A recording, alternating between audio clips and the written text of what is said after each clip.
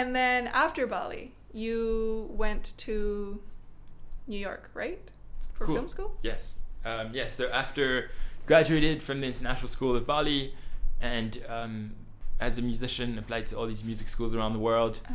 But unfortunately, a lot of these music schools, you needed like an SAP score, whatever, and didn't necessarily get into any. So applied to film school instead, where I learned the beauty of storytelling, being an environmental organization. You know, a lot of environmental organizations out there often struggle with how to tell stories, how to empower the message, how to speak to the masses. And so applied to the New York Film Academy, where I did a 1-year long video course, documentary filmmaking, and that really completely changed my path forever. Little did I know that I would have a passion for filmmaking, and that has really been since 2014. That's been my main main occupation. So you chose it based on the fact that like you kind of couldn't go to the path you wanted, and then got something else, but got something beautiful out of it. Yeah, I guess like I was using music in a way in the environmental movements. So I would like organize all these shows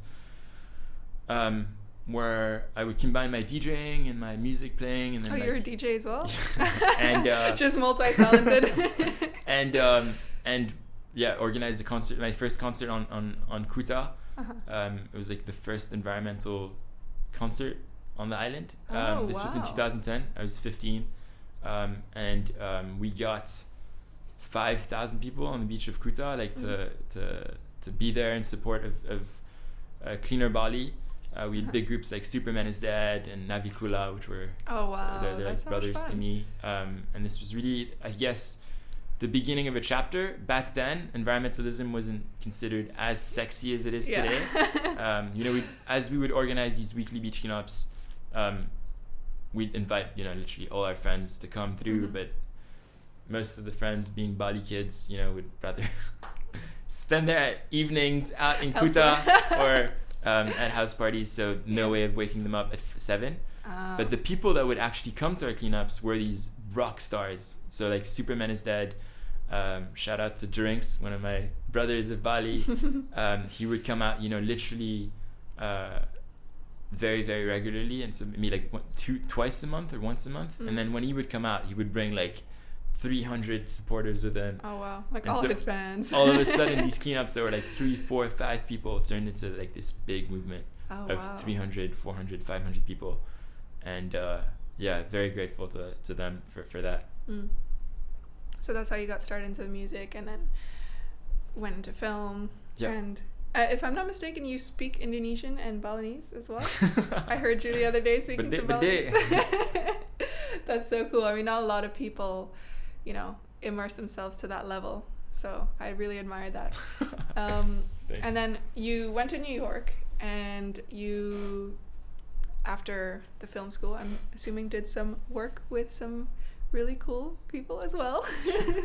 I guess, I mean, obviously when you're a freshly new graduated filmmaker, all you want to do is get more experience out there on the field. So did a couple internships here and there, of which I guess my first ever internship was at this production company. They just won an Oscar for an amazing documentary called Free Solo. I worked with Jimmy Chin and his wife Chai, and Free Solo is their latest film about Alex Honnold, who solo climbs El Capitan. El Capitan is the biggest wall out in Yosemite, but it's also known as the screensaver of the Mac. That's probably what I know it more exactly. as. But so he does all that without any attachment or strings, just fully like Spider-Man. What? And so Jimmy... And he survived? Yeah, you have to watch the film. Crazy. Wow, yeah, I do have to watch that. But definitely like a very heart-throbbing, like, almost like a thriller in a way, an adventure documentary where you feel, like you're put on the edge with Alex as he climbs it. And so that was an amazing way of learning how to do film and expeditions. And so I was in the editing suite, a studio very much like this one, all day for an entire summer. And I would just be binge watching all of Jimmy's shots that he Jimmy is the first American to ski down Everest. Oh, wow. Or the first person in the world to do that. He's like considered the third most adventurous man in the world. There's a ranking. Yeah. I didn't even know there was. But yeah, Jimmy is like, I guess, the epiphany of like filmmaking meets adventure.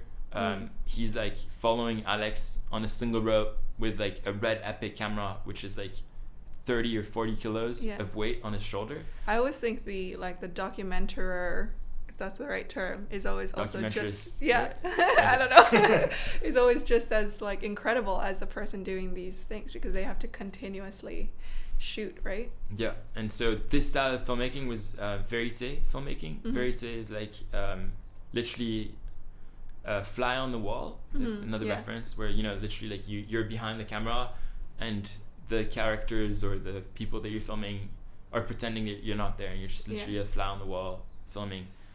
So learning from them was amazing, and one of my teachers actually was the editor behind Free Solo, Bob Eisenhart, and he's considered like the best editor in the world for verite filmmaking.